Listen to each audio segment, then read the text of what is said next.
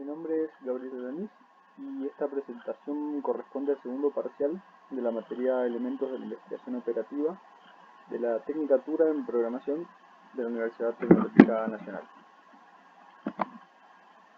Primero que nada vamos a definir qué es un proyecto.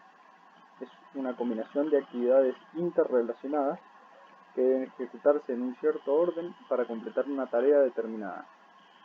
Estas actividades que van a componer al proyecto requieren de tiempo y de recursos para realizarse, y su interrelación, como dijimos antes, se desarrolla en forma secuencial, de modo que algunas de ellas no pueden comenzar hasta que otras hayan concluido. Estos proyectos, o la programación de proyectos, se divide en tres fases básicas. La planeación, que consiste en descomponer el proyecto en las distintas actividades que lo conforman. Se asigna un tiempo estimado a cada una de ellas y se construye un diagrama de red que va a representar la interdependencia de las actividades que antes describimos. También aquí se definen los sectores responsables, las funciones y los documentos necesarios. La fase de programación, que construye un diagrama de tiempo en el que se muestran los tiempos de iniciación y de finalización para cada actividad. Además va a señalar las actividades críticas en función del tiempo y el tiempo de holgura para las actividades no críticas.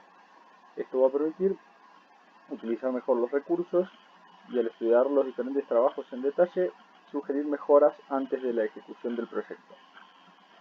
Y la etapa de control, que en esta etapa se verifica el cumplimiento del programa realizando reportes periódicos del progreso. Esto permite actualizar y analizar la red para que, en caso de ser necesario, se determine un nuevo programa para la porción restante del proyecto.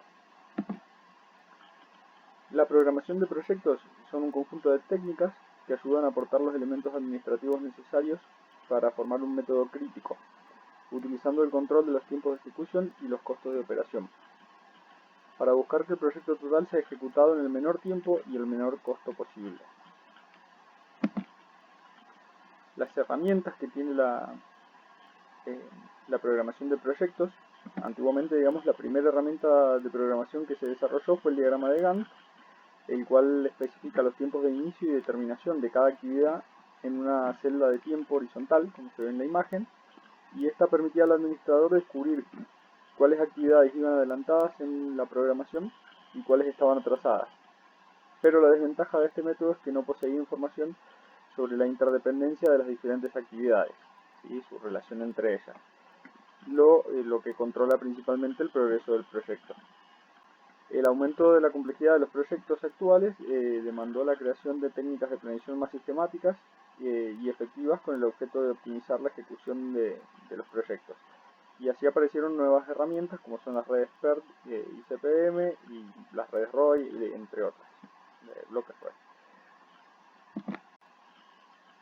Bien, en lo que es gestión de proyectos, se define a una tarea como una actividad que debe ser completada dentro de un periodo de tiempo definido.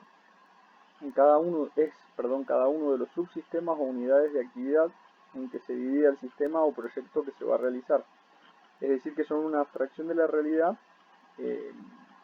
cuyo nivel de detalle va a depender del nivel desde donde se realice la planificación.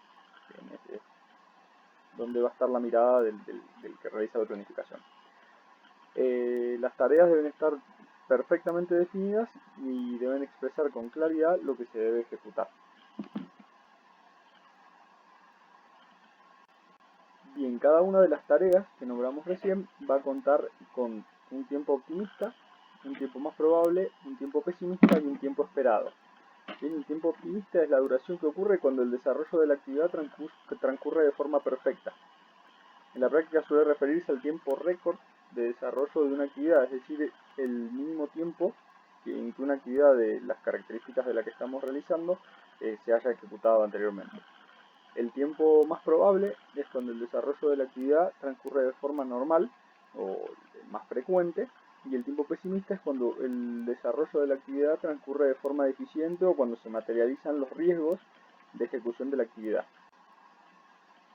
El tiempo esperado, en tanto, corresponde a un cálculo CPM y es la suma de los tiempos óptimos y pésimos más 4 veces el tiempo más probable, y todo esto lo dividimos por 6.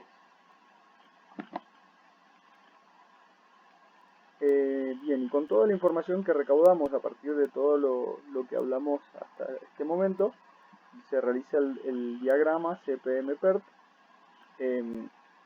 que va a constar con los tiempos de inicio y terminación tempranos, que se calculan desde el nodo inicial hacia el nodo final del proyecto, donde el tiempo de finalización es la suma del tiempo de inicio, que comienza en 0 en el primer nodo, más el tiempo de duración de una actividad, la que está entre estos nodos, digamos.